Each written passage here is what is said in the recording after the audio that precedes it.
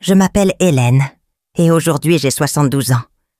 Mais pour raconter mon histoire, je dois remonter le temps, jusqu'à mes 8 ans. J'ai grandi dans un petit village reculé du sud-ouest de la France, où la vie était simple, mais rude. Mon père était un homme sévère, qui souriait rarement. Ma mère, au contraire, faisait tout pour nous offrir de l'amour, même avec si peu. Nous avions à peine de quoi manger, mais elle ne perdait jamais l'espoir. Je croyais que notre vie resterait ainsi pour toujours, jusqu'au jour où tout a changé. Ce jour-là avait commencé comme les autres. L'aube n'était même pas levée que ma mère était déjà dans la cour à nourrir les poules. Je l'aidais quand j'ai entendu mon père rentrer à la maison. Il était plus nerveux que d'habitude. Il s'est mis à crier sur ma mère, disant que les dettes allaient nous couler. Je ne comprenais pas très bien, mais je me souviens de ces mots. On n'a pas le choix. C'est ça ou tout perdre. Ma mère pleurait, mais je ne savais pas pourquoi. Je sentais que quelque chose clochait. En fin d'après-midi, une voiture noire s'est arrêtée devant notre maison. C'était rare de voir des voitures dans notre coin. Et celle-là avait l'air très importante. Un homme en est descendu, bien habillé, et il est entré sans frapper. Je suis restée à la fenêtre, à observer pendant qu'il parlait doucement avec mon père. Quelques minutes plus tard, j'ai entendu quelque chose que je n'oublierai jamais. C'est réglé. Je viendrai la chercher demain matin. Mon cœur s'est mis à battre très fort. Je ne savais pas de quoi il parlait, mais au fond de moi, je sentais que c'était à propos de moi. Cette nuit-là, ma mère m'a prise dans ses bras en pleurant tout bas. « Qu'est-ce qui se passe, maman ?» ai-je demandé. Elle n'a répondu que ceci. « Pardonne-moi, ma fille. » Le lendemain matin, la même voiture est revenue. L'homme riche était un juge qui vivait à Toulouse. Il tendit une liasse de billets à mon père, qui ne daigna même pas me regarder. Avant que je comprenne ce qui se passait, on m'installa dans la voiture et je fus emmenée. J'ai regardé derrière moi, voyant ma mère me faire un dernier signe, les larmes aux yeux. C'est ainsi que mon enfance a pris fin. Pendant le trajet, les larmes coulaient sur mes joues. Je ne comprenais pas pourquoi ma mère m'avait laissé partir, ni pourquoi mon père semblait si froid. Le conducteur ne parlait presque pas, se contentant de me jeter un regard de temps en temps dans le rétroviseur. Quand je posais une question, il répondait sèchement « Tu vas avoir une vie meilleure maintenant. Ne pleure pas. » Mais rien de tout cela n'avait de sens. Le vide en moi grandissait. Après plusieurs heures de route, nous sommes arrivés devant une maison immense, comme je n'en avais jamais vu. Une grande grille en fer forgé l'entourait, et un jardin parfaitement entretenu ornait l'entrée. Pour une petite fille habituée à une cabane en bois, ce lieu semblait appartenir à un autre monde. Quand nous sommes descendus de la voiture, une femme au visage sévère a ouvert la porte. C'était l'épouse du juge. Elle m'a regardé de la tête aux pieds et a simplement dit « Entre, ici il y a des règles ». Un frisson m'a parcouru l'échine. À partir de ce moment-là, tout a changé. On m'a installée dans une petite chambre au fond de la maison, où j'étais seule. Il n'y avait ni jouets, ni rien qui me rappelait mon foyer. La femme m'a expliqué que je devais me lever tôt, aider au ménage et obéir à toutes les consignes. « Tu es ici pour travailler, pas pour t'amuser », a-t-elle dit. J'étais encore une enfant, mais je comprenais déjà que ma vie ne serait plus jamais la même. Les premiers jours, je pleurais jusqu'à m'endormir. Le manque de ma mère était insupportable. Chaque recoin de cette maison semblait froid et vide. Les gens autour de moi étaient élégants et distants, comme si je n'existais pas. Mais ce qui me faisait le plus mal, c'était de savoir que mon père m'avait cédé comme un objet. Je ne savais pas ce que l'avenir me réservait. Mais une chose était sûre. La petite fille qui avait quitté le village ne reviendrait jamais. Les jours se traînaient, plus durs les uns que les autres. Ma routine ne changeait jamais. Me lever avant le lever du soleil, nettoyer les sols, laver le linge, m'occuper du jardin. La femme du juge, que j'appelais désormais Madame Martine, était exigeante et impatiente. La moindre erreur valait des cris, voire une punition. « Il faut que tu comprennes ta place », répétait-elle. Je ne savais pas exactement ce qu'elle voulait dire, mais je ressentais le poids de ses mots à chaque tâche. Le juge, quant à lui, ne me parlait presque jamais. C'était un homme austère, le regard souvent perdu. Quand il passait près de moi, il hochait à peine la tête, comme si j'étais un meuble. Et puis, j'ai remarqué quelque chose d'étrange. Il ne voulait pas que les invités sachent que j'existais. Quand il recevait des personnalités, on me fermait à clé dans ma chambre, ou on m'envoyait au fond du jardin. J'étais un secret à cacher. Un jour, en nettoyant le salon, j'ai entendu une conversation entre Madame Martine et une invitée. La femme demanda qui j'étais, et Madame Martine répondit sans la moindre hésitation. « C'est une gamine qu'on a prise pour nous aider. Elle ne compte pas. » Ces mots m'ont déchiré.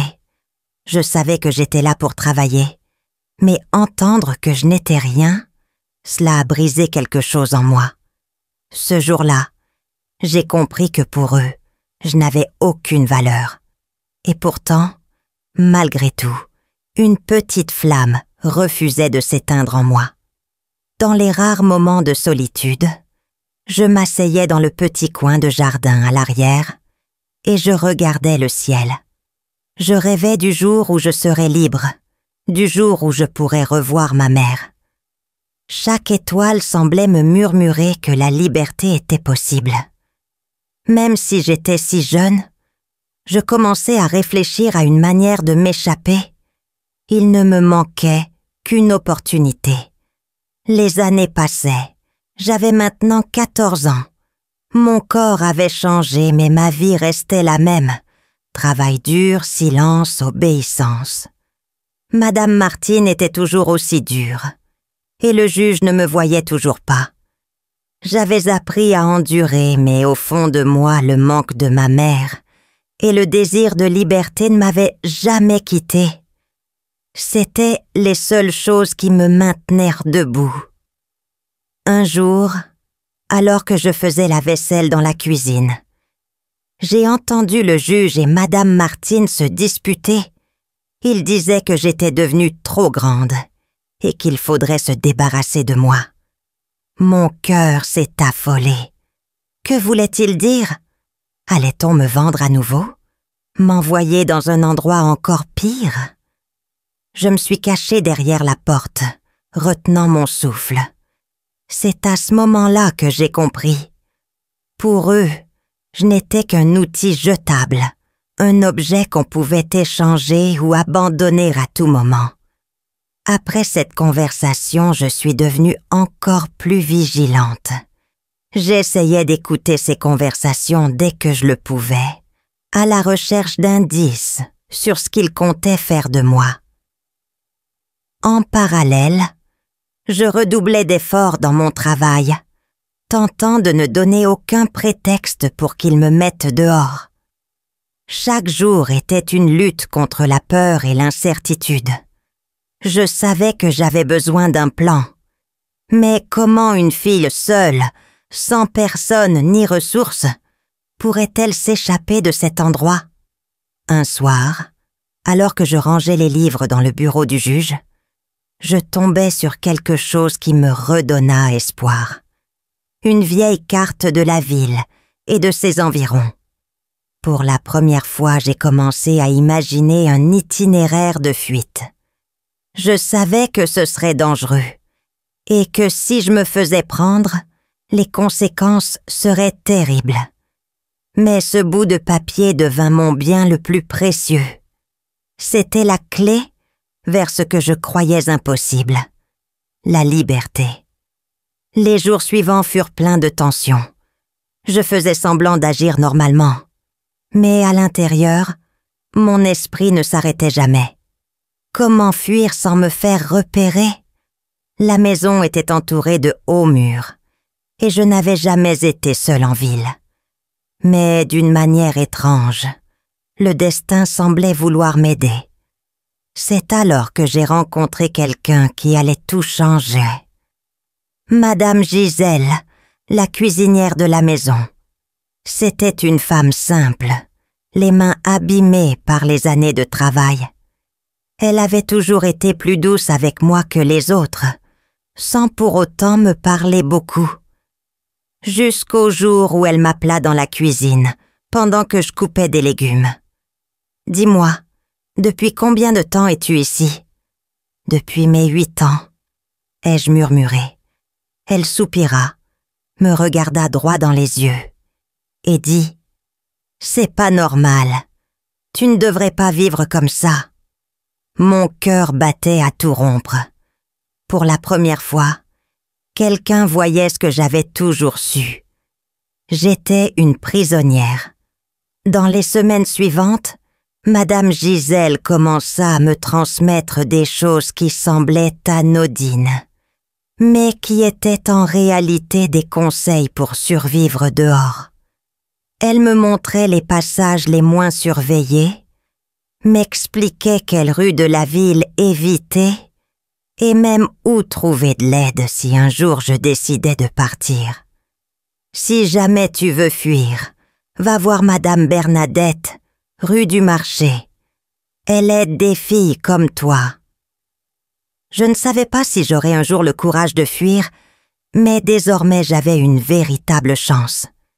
Et pourtant, j'hésitais encore. Et si je me faisais attraper? Et si la vie dehors était encore pire? Un soir, j'entendis une nouvelle conversation entre le juge et Madame Martine. « Elle est devenue trop grande. Il faut régler ça rapidement, » dit-il. Mon sang se glaça. Que voulait-il dire par là? Je ne pouvais pas attendre de le découvrir. Cette nuit-là, j'ai pris ma décision. J'allais fuir. Et je le ferai avant qu'il ne soit trop tard. Je savais que ce ne serait pas facile. Le juge n'était pas seulement riche. C'était une autorité locale, respectée par tout le monde. Rien ne se passait sans qu'il soit au courant. Les commerçants, les gendarmes, même les cochers lui devaient des faveurs. Si je tentais de m'enfuir et que quelqu'un me reconnaissait, il le saurait en quelques heures. Mais je n'avais plus le choix. Si je restais, il m'arriverait quelque chose de bien pire. J'attendis une nuit sans lune. Je savais que le portail principal était surveillé, alors je choisis un autre chemin. Au fond du jardin, il y avait une vieille clôture, un peu branlante. Je l'avais déjà testée et je savais que si j'osais, je pourrais passer par là. Le cœur battant, je rampais sur la terre, tentant de faire le moins de bruit possible. Arrivé à la clôture, je commençais à tirer les planches pourries. Il ne me manquait que quelques secondes.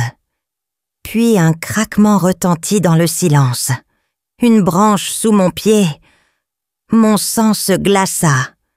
Je me retournai et vis une silhouette sur la terrasse. « Qui est là ?» cria une voix d'un des employés, sévère. Mon cœur explosa. Je ne pouvais plus reculer. Dans un dernier effort, je poussai la planche et me glissai de l'autre côté. Des cris s'élevèrent derrière moi. « Elle s'est enfuie! Attrapez-la !» Et ainsi commença ma course vers la liberté. Je courus sans regarder en arrière. Mes jambes me brûlaient, mon souffle était court, mais je ne pouvais pas m'arrêter. Je savais que le juge lancerait ses hommes à ma poursuite. Il avait des yeux partout. N'importe qui en ville pouvait me reconnaître et révéler ma cachette. Je n'avais qu'une chance. Retrouver Madame Bernadette avant qu'il ne soit trop tard. Ce que je ne savais pas, c'est si j'y arriverais à temps. Mes pieds saignaient, mes poumons me brûlaient, mais je continuais. Je courus jusqu'à ne plus sentir mes jambes, me glissant dans les ruelles sombres de la ville. Je savais que, à tout instant, je pouvais être reconnue. Le juge contrôlait tout. Mais malgré la peur, il y avait en moi une étincelle d'espoir. J'étais plus proche de la liberté que jamais. Je me rappelais les mots de Madame Gisèle. Rue du Marché, cherche Bernadette. Je ne savais pas qui elle était, mais je n'avais pas d'autre choix. Je marchais dans les ruelles étroites, sales, jusqu'à apercevoir le marché. L'odeur des fruits et du pain frais se mêlait aux voix des marchands. Je m'approchais d'un étal de plantes et demandais tout bas « Vous savez où je peux trouver Madame Bernadette ?» La femme me regarda un instant, analysant mon visage fatigué et sale. Puis elle pointa une petite maison au bout de la rue. 3 coups à la porte rouge. Mon cœur battait si fort que j'avais du mal à respirer. Les mains tremblantes, je frappais 3 fois. Quelques secondes plus tard, une vieille dame aux cheveux gris ouvrit la porte et me fixa. « Tu es la fille dont Gisèle m'a parlé, n'est-ce pas ?» Je hochai la tête, incapable de parler. Elle poussa un long soupir, puis me tira à l'intérieur. « Viens, ma petite, tu es en sécurité maintenant. » Pour la première fois depuis que mon père m'avait vendue, j'eus la sensation que quelqu'un se souciait vraiment de moi. Mais je savais que le danger n'était pas encore passé. Madame Bernadette me donna à manger, puis me laissa prendre une douche.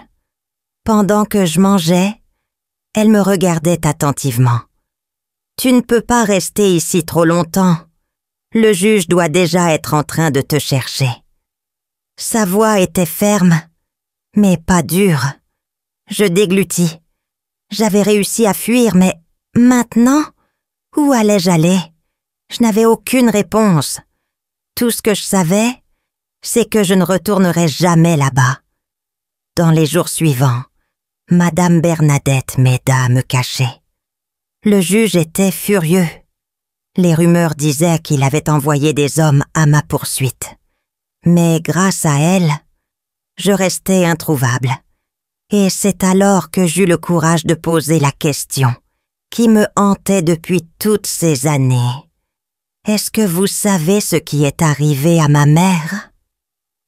Madame Bernadette soupira et s'assit à côté de moi. Ta mère a beaucoup souffert après ton départ, ma fille, mais elle ne t'a jamais arrêté de te chercher. Ces mots me transpercèrent le cœur. Elle ne m'avait jamais oublié. Après toutes ces années, elle me cherchait encore. Les larmes coulèrent sur mes joues. Je devais la retrouver. Même si cela signifiait retourner dans mon village natal, là où l'on pourrait me reconnaître. « Tu es sûre de vouloir faire ça ?»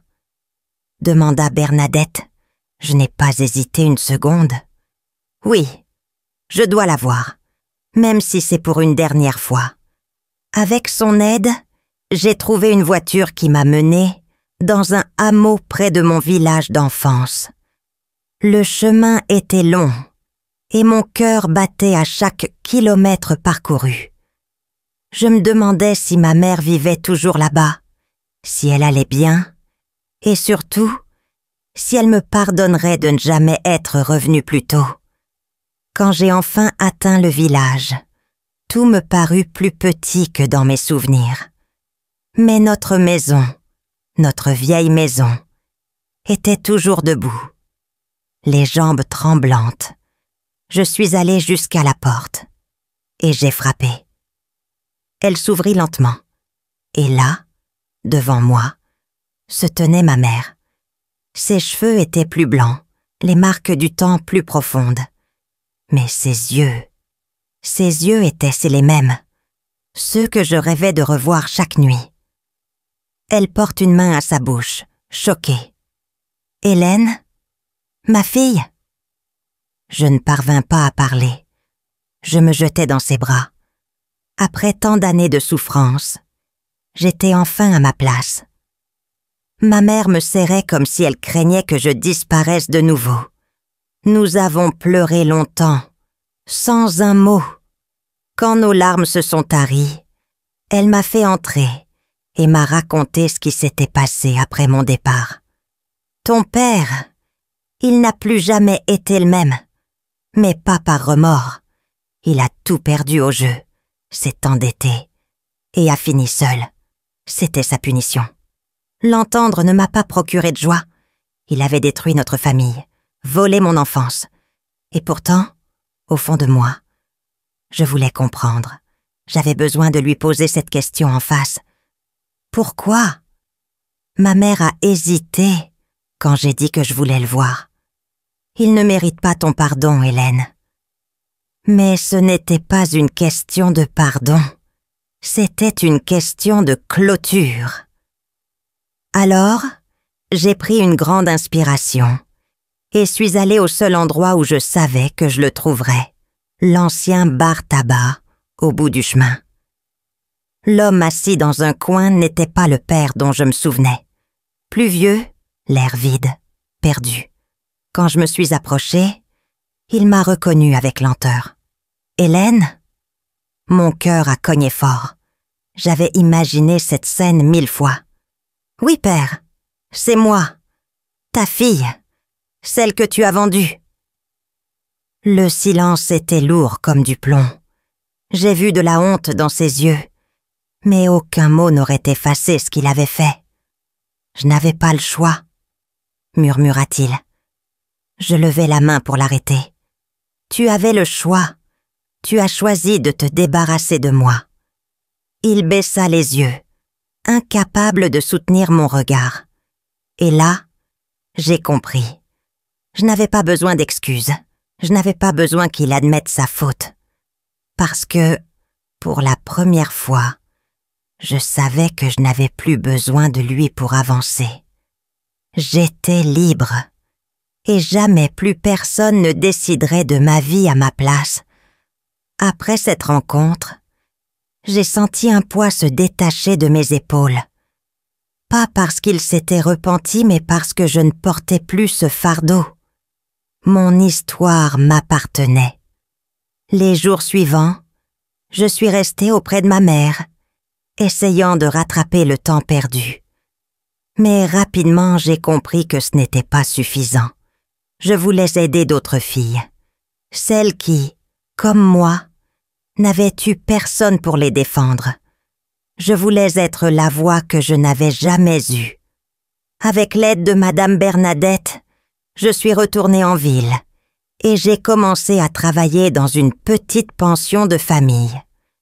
C'était un emploi modeste, mais il me permettait d'économiser un peu d'argent et de rencontrer du monde. J'écoutais les histoires, toujours à l'affût de récits, comme le mien. J'ai découvert que beaucoup de jeunes filles pauvres étaient encore envoyées comme domestiques, sans aucun droit. Certaines ne revoyaient jamais leur famille. Cela m'a bouleversée. Il fallait agir. Peu à peu, j'ai rassemblé des femmes qui, elles aussi, avaient souffert d'injustice. Nous avons formé un petit groupe. Notre but, offrir un refuge sûr, loin des abus. Certaines filles fuyaient, d'autres étaient recueillies par des gens bien. Notre réseau s'agrandissait. Et moi, je sentais que ma douleur se transformait en force, en mission. Des années plus tard, je me suis retournée sur mon chemin. et j'ai compris tout ce que j'avais accompli. Moi, une enfant vendue comme un objet. J'étais devenue une femme qui aidait d'autres enfants à retrouver leur liberté. Ma blessure ne s'était jamais refermée complètement. Mais elle n'était plus une chaîne. J'étais forte. Et surtout, j'avais trouvé un sens à ma vie. Le temps a passé, et mon nom a commencé à circuler. Je n'avais jamais cherché la reconnaissance. Mais les gens parlaient de moi. La femme qui s'est enfuie du juge, disait Aertin. La mère des filles oubliées, disaient les plus tendres. Les étiquettes m'importaient peu. Ce qui comptait vraiment, c'était de voir ces jeunes filles suivre un autre chemin que celui qu'on m'avait imposé. Un jour, on m'invita à parler lors d'une réunion dans la mairie. C'était un cercle de femmes influentes qui soutenaient des associations caritatives. Je ne savais pas si je devais y aller. Mais Madame Bernadette me dit « Tu dois raconter ton histoire, Hélène. Ces filles existent. Il faut que le monde le sache. » Et ainsi, pour la première fois, je suis montée sur une petite scène. Et j'ai tout raconté. La salle était silencieuse. Quand j'ai terminé, j'ai vu des larmes dans de nombreux yeux. Ce jour-là, j'ai compris que ma voix avait du pouvoir. À partir de là, notre cause a pris de l'ampleur. Des femmes aisées ont commencé à financer notre refuge. Même quelques autorités ont commencé à nous soutenir. Le chemin fut long, semé d'embûches. Mais enfin, la société commençait à regarder les filles, comme moi. Je ne pouvais pas changer mon passé, mais je pouvais éviter que d'autres enfants aient le même destin. Puis un jour, j'ai reçu une lettre inattendue, une invitation à retourner dans la ville du juge. Mais cette fois, ce n'était pas une menace. On me demandait de prendre la parole lors d'un événement sur les droits de l'enfant. Ma gorge s'est nouée en lisant ces mots. Revenir là-bas, affronter mon passé. Mais je n'étais plus cette petite fille terrifiée qui fuyait dans la nuit.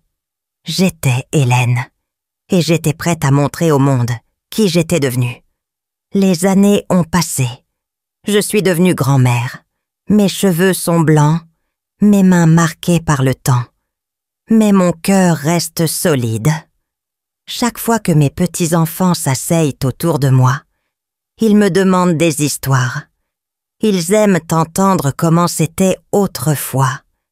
Mais il y en a une que je ne raconte que lorsqu'ils sont prêts, la mienne. Quand je commence, je vois leurs yeux s'écarquiller. « Mamie, ton père t'a vraiment fait ça ?» Je hoche la tête, avec un sourire triste. Oui, il l'a fait. Mais la vie, ce n'est pas ce qu'on nous fait, c'est ce qu'on choisit d'en faire. Si j'avais laissé la haine me consumer, je n'aurais rien construit. J'ai choisi de transformer ma douleur en force. Et je sais, aujourd'hui, que c'était le meilleur choix que j'ai fait. Je termine toujours mon histoire avec la même leçon. Personne ne peut décider de notre destin à notre place. J'ai été vendue, humiliée, oubliée. Mais jamais je n'ai laissé cela me définir. Ce qui m'a défini, ce sont les choix que j'ai faits après. J'ai choisi de lutter. J'ai choisi de me libérer. J'ai choisi d'aider. Et tant que j'aurai une voix, je continuerai à raconter cette histoire. Parce que je sais qu'il y a quelque part, en ce moment même, une fille qui a besoin d'entendre que elle aussi peut recommencer. Si tu as écouté mon histoire jusqu'ici, garde bien ceci en toi. Ne laisse jamais personne te dire quelle est ta valeur. N'accepte jamais moins que ce que tu mérites. Et surtout, jamais, jamais ne laisse quiconque t'enlever le droit de rêver.